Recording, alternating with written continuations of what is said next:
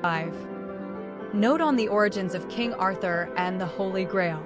From my book ISBN 979-8-8862-783-9. King Arthur and the Fisher King's Holy Grail is a parable of a wound in the leg of the Daniel statue meaning Rome. https://en.m.wikipedia.org/wiki/Fisher_King Christianity had wounded the structure of pagan Rome. And to get that back, they had to solve the Holy Grail to understand the meaning of Revelation. With that, they would throw off the yoke of Christianized Rome and move into another paganized, all-encompassing kingdom. Whether they wanted to be a part of it or martyred, that kingdom was the one in Jerusalem they wanted to again, the third, or Ezekiel's temple. It was a common tactic to absorb peoples and religions into the empire. Rome absorbed Carthage, or the Punic culture, in that way. This was the reason for the Crusades, and evil plot to control the religions and kingdoms and trade network as well, just like Herod and Rome in a pluralistic religion there. Another temple from Ezekiel with a prince. But like the rest of the temples, they all got polluted with Babylonian influences via Rome and ancient Babylon.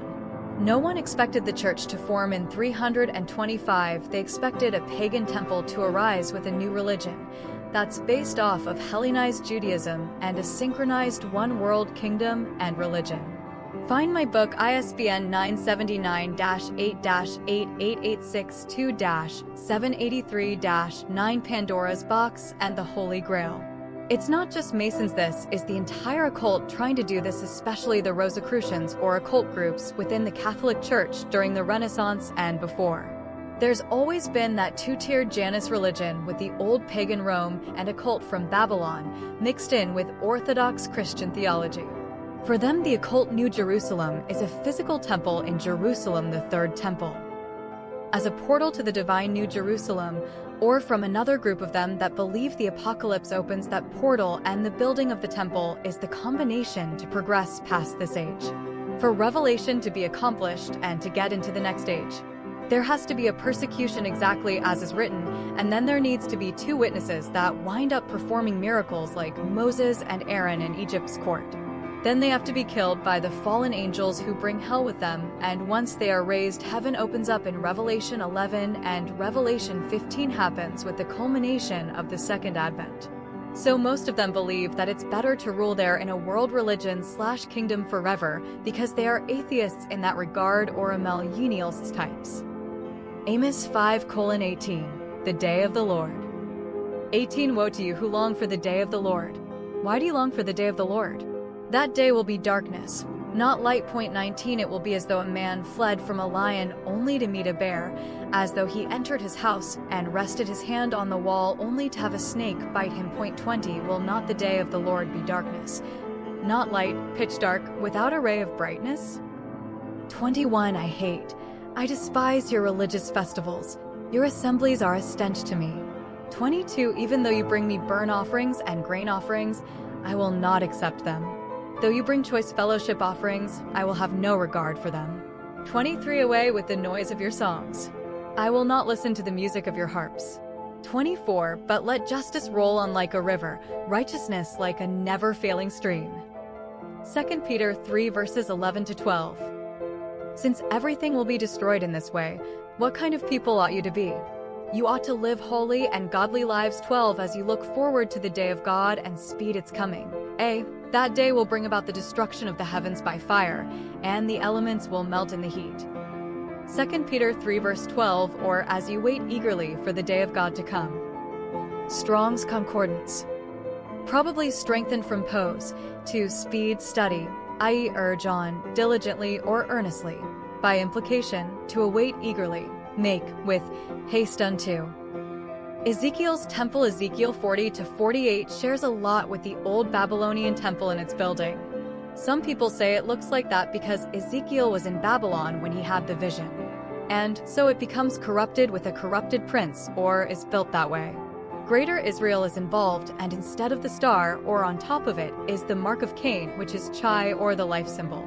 Without that mark, no one is sanctioned for life, or redeemed by the first horseman of the apocalypse, the Antichrist, who is called the Jal in Islamic tradition. Isopsephi is Greek geometra. It's when you count each numeric value of each letter in chronological order from left to right. In the case of 666, you just add them together. Like more life is 18 or 6 plus 6 plus 6. The Greek 666 would have been identifiable in Hebrew translation back then as the mark of Cain. The mark God gave Cain was the mark of life. It's a Herod-like kingdom that has its name as life, or redeemed by the Antichrist to live in his kingdom. A plural kingdom, so it encompasses all the religions and persecuted those who don't comply and follow them, and pays the rest off by working not even that many hours, which is why the merchants weep in Revelation 18 verse 15 after the sixth seal, and finally at the last bowl of wrath is poured out. This is the seventh head of the red dragon, which is the seven-headed beast from the sea. It's a structured pyramid layered in the cultures of the seven heads of the red dragon, each themed as Egypt, Assyria, Babylon, Persia, Greece, Rome, and this Nicolaitan, Gnostic, Druze, Antichrist, and false prophet religion. The beast from the earth is the apostatized structure of the Eastern Orthodox and Western Catholic, meshed with the rest of the religions, with the beast from the sea claiming to be Jesus reincarnated and everything else as the Lord Maitreya of the occult. The beast from the earth replaces 3 horns of the beast from the sea. There are 4 horns on the 7th head of the beast from the sea. One of those horns is like Assyria had a sea foe that managed and made sure the empire was running smoothly. According to YouTube channel Assyria, the first evil empire. The Antichrist and the Eastern and Western church leaders that support the first horse rider of the first seal in Revelation 6, the Antichrist as God. These 3 leaders are 3 horns that are later replaced by the false prophet that emerges with the remaining 4th horn or CFO treasurer, based on the Assyrian formation of king treasurer and council ruling. These 4 horns are on the head as one federal provinces that oversees the 6 states ruling beneath it, each a head with a horn and crown, together making the 7-headed 10-horned 10-crowned beast from the sea. The AI statue that speaks, or the statue of Marduk, see Wikipedia article, reinvented serves the position of the council that we see in the structure and formation of Assyria's kingship and empire. The first beast is the conqueror. The second little horn that emerges is the domestic operator of the Antichrist's domain. The beast from the sea meanwhile conquers more terrain or puts down rebellions. That's how the 2 witnesses fight the false prophet domestically in the capital, and the Mahdi and other nations are fighting the Antichrist who are resisting. The one world technocratic system is hijacked by 10 kings who burn Jerusalem, who they hate and overtake over as the beast from the sea rises as the first 4 seals and the horsemen of the apocalypse, which set up the Revelation 13 scene. After it's set up, the false prophet runs it. The testimony of the 2 witnesses sync with the 5th seal to the 5th trumpet. They turn water into blood and accomplish that at the 2nd trumpet, for example. They overcome the false prophet and the Antichrist until the 6th trumpet, when the beast of the abyss kills them. They also kill a third of mankind. This is described in Revelation 9 as the 6th trumpet, right before the 7th trumpet, which happens at the end of Revelation 11. Azazel, Semjaza, Barakijal, Amaros, and Kokabel, the angels and demonic Nephilim, are the 5 angels from Revelation 9 that kill the 2 witnesses. Following the mid-tribulation rapture theory and renaming it a nightly pilgrimage, we can sync the Islamic and Christian eschatologies, as well as the other religions that are resisting the beast at that time. They are changed and wait until the vials are poured out on the beast. The nations that resist become the nations of the millennium. After the Second Advent, the second generation rebels as the final battle, followed by Judgment Day and New Jerusalem, Revelation 20-22. The image of the beast is described in Revelation with the wound that heals in chapter 13. That is speaking about the tenets of the ancient Babylon religion. The calendar of Babylon and the succession of kings is the wound that heals. The Marduk statue is the statue that speaks, only this time it is AI reprogrammed to fit the goals of the beast's empire. https://www.ldolphin.org/nimrod.html New Year's Day was the most important day of the Babylonian calendar, and during the ceremonies the statues of Marduk and his son Nabal were carried to a special shrine outside of the city, where Marduk would prophesy and Nabal would interpret his words. The beast and false prophet imagery of Revelation L3. The statue of Marduk and its attendant regalia were captured by conquerors several times, and their return was always connected with reincarnation and the resumption of his rule over the earth. Marduk was the great god of war, and only once in all his battles was he wounded when his helmet slipped from his head. As a result, he received a fatal blow, but being a god reincarnated himself. It was in his warrior aspect that he was related to Mars, the god of war. Because of the way the succession of kings happened in that culture, the fatal wound was when the emperor died and then was reincarnated in another leader. That's the cycle we see in Greece when Penelope goes to live with Hades for the winter. That's the weeping for Tammuz period, reflected in the 40 days of Lent. The emperor dies and the mother goddess or queen rules and raises the new heir as a son until the son grows up and adds to the kingdom with a feat of strength. The cycle continues when the new emperor dies. If the queen died, the city would raise the reincarnated leader. That's the Babylonian cycle of the mortal wound. It's a succession of their kingship that is also reflected in their calendar. That's what the mortal wound means. It is a Babylonian symbol along with the statue that speaks, which is the Marduk statue, along with the structure of beast and false prophet based off of Marduk and Nabu cults in Babylon. https://youtube.be/jm4kxmcfxcw?SI=8 by. Before Masonry, Gnosticism was a secret order in the church. It still is. The story of that is reflected in the iron and clay symbology in the book of Daniel. At least since Jesus' time. Even back in the Essene community and early church they were there. Back even in Israel and Judah. And before with Seth and Cain. Believers are grafted into the tree of Israel, and their main enemy was a form of Gnosticism or Hellenization, which has Babylonian roots. Which again goes back to Cain and Seth lineages and stories. The tares and the wheat parable. It's been a constant battle against Gnosticism, a losing one for the better part of Catholic existence. The Jesuit Pope says all roads lead to God, but using equivocation and escape clauses, he can say that God means Jesus Christ and all roads lead to Christ. But the narrow path leads to the gate and the broad path leads to destruction. The Jesuit has a job to get everyone under the Catholic Church. They are defunct once that's accomplished. On their best day, they can say everything will work out for the best according to God's will once that's done, but it's not true. It's an example of the Janus aspect of religion in general. All roads to God meaning Jesus on the right side and divinity on the left. This is how white lies are so destructive, but he's trying to get other world religious leaders and faiths to submit to his more powerful church, not so much regular people. But there are other orders in the church that work and influence Jesuits like Martinists/Rosicrucian, since before Jesuits were formed. Nicolaitanism is a form, or really the goal of Gnosticism that's really just religious hedonism. Which is why it attracts so many people. It's an oxymoron to call all the pleasures of the world divine. The main belief of Gnosticism is pantheism in that regard. There have always been occult orders in the church, like Nicolaitanism, which is the main goal of the occult orders. https://youtube.be/rq_6eqvjec question.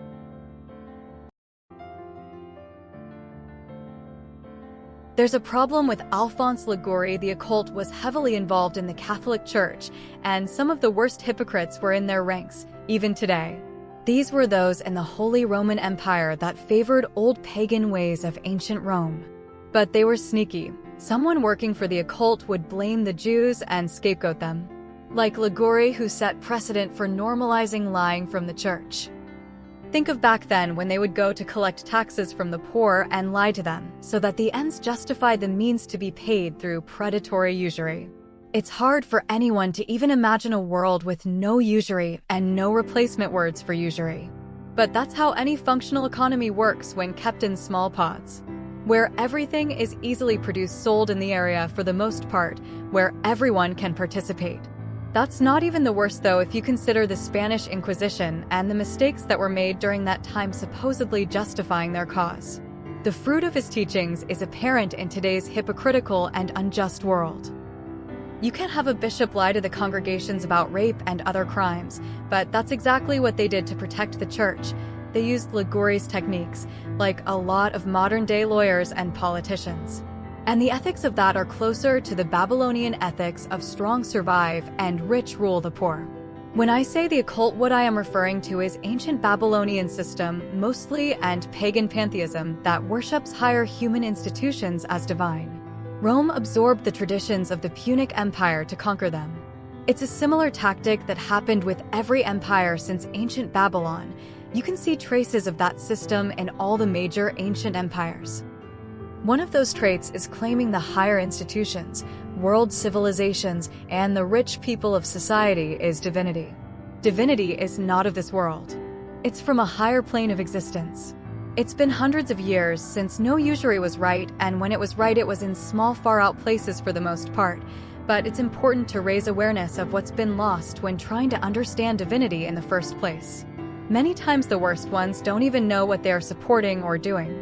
And that's a tactic that's used that works generations from the time it's implemented, which is why education is crucial in terms of the history of the church. More testimonials off the internet. If you look at the Code of Hammurabi, the law favors the rich and doesn't take the poor into account. Therein lies significant differences. The covenant protects the disenfranchised members of society, regardless of their place or rank in society, while the Code of Hammurabi is interested only in the freemen class and gives special protection to the middle and higher social classes of Babylon. This is seen in the laws of the code as the Awilu are given special status and protection, but the lower classes, the Wardu, slaves, and the Mushkanu, free person of low estate, have no such protection. That makes the lowest classes of the Babylonian society significantly more liable. The code had no such protection to help, protect, and defend those who could not help or defend themselves. Moses certainly didn't copy the laws from the code, which favored the wealthy like the law of Hammurabi had. What the Babylonians should have done was to copy the Book of the Covenant from Moses, because it didn't have laws favoring the rich and powerful. This book doesn't place products over people. It regards the sanctity of life of infinitely more value than just paying a fine. That's because it's from the author of life. In a regular world, the church would be the responsible wardens of the economy, at least for the poor. If they want to bring back the Catholic Church, all they need to do is open the liturgy of hours and the monastic manners and hourly schedule for the lay people. Nobody would even need to have money in that case, not even the rich. Those with talent would be put in better living quarters, and those that ruled would be in the best. Like I said, they had a structure. Communism for the poor, working the hours in the field mostly. And it's not even that bad of a work day if you look at the schedule around the liturgy of hours. The day was divided by work, rest, and prayer. They had a lot of time to sleep, and work was in 2 to 4 hour increments broken up by community prayer, meals, work, rest, and reading. A lot of times you didn't even have to work except for harvest and planting seasons. They had time to make chairs and other items and learn skills. Entrepreneurial capitalism for the peasants to buy and sell at markets with the help of the poor each week, usually the elderly. Socialism for the nobles, which were educated or gifted to perform tasks and services that was usually administrative, doctors who served everyone for God and not money. Bishops and elders would scout for talent in the market for these people, but the ones they scouted couldn't become higher than the rulers usually, unless they found or needed a ruler, and most times the smart ones stayed as advisors in this class. There was a weakness when it came to nepotism, and sometimes another weakness, simony, helped the nepotistic ruling class. But for the most part it worked well and didn't require too much to run the society. Fascism for the royalty or rulers who were separated from the general population and got the best of everything and protected the church system. The emperors of the church system or law. We are almost 1,000 years away from those days. https://www.pathio.com/blog/christiancrier// the Code of Hammurabi and the Law of Moses, similarities, differences, and common purposes / https://en.m.wikipedia.org/wiki/mental_reservation. 5. Note on the origins of